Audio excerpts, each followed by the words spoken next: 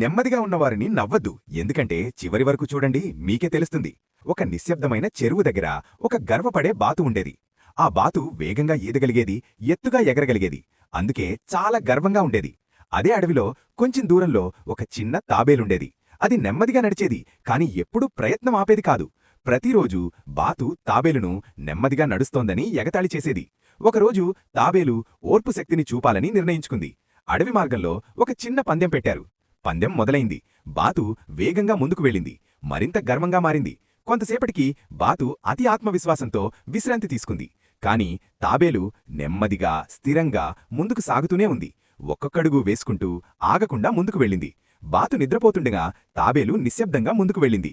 బాతు మేల్కొనే సమయానికి చాలా ఆలస్యమైపోయింది. తాబేలు శాంతంగా గమ్యాన్ని చేరుకుంది. బాతు ఒక ముఖ్యమైన పాఠం నేర్చుకుంది. నీతి ఓర్పుతో, స్థిరమైన ప్రయత్నంతో విజయం సాధించవచ్చు.